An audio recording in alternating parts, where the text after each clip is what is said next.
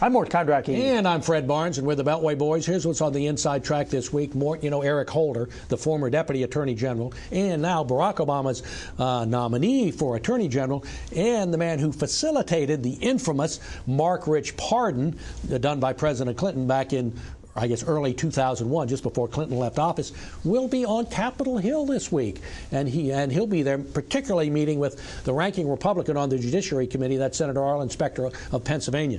Look, Holder has a long ways to go to convince Republicans not to turn his confirmation hearings into a wild and woolly affair where they'll bring up not only the Rich pardon, but the pardon for the 15 Puerto Rican terrorists who never showed any remorse, and a couple of weather underground bombers and so on. These, in any case, the Holder hearing is going to be the most interesting ones I think we're going to have. He's the one nominee so far that stands any chance of being rejected by the Senate. He'll probably get through, but Republicans, Jeff Sessions, John Kyle, people like that, even if he can somehow neutralize Arlen Specter, it's going to be a lot of trouble for him. Yeah, I don't think that this is an issue of bipartisanship either. There are legitimate questions about whether this guy has the independence of judgment to be Attorney General. I mean, it's a legitimate inquiry, and they ought to proceed with it where it goes.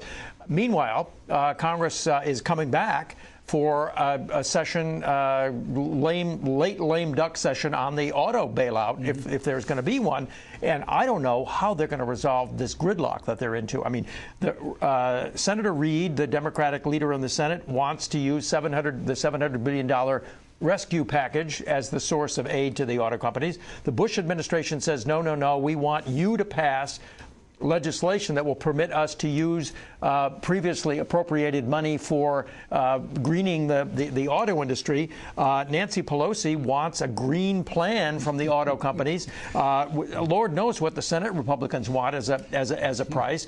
And Barack Obama needs to step into this and show leadership right now, or else he's going to be faced with a catastrophe, an economic catastrophe, even worse than the one we're facing already if one or more of the auto companies goes bankrupt before he even gets inaugurated. They'll get a little money in the short run, but the big fight will be next year over whether we're going to have a long-term bailout. All right, that's what we're watching this week in Washington. Tune in this weekend when the boys will be back in town.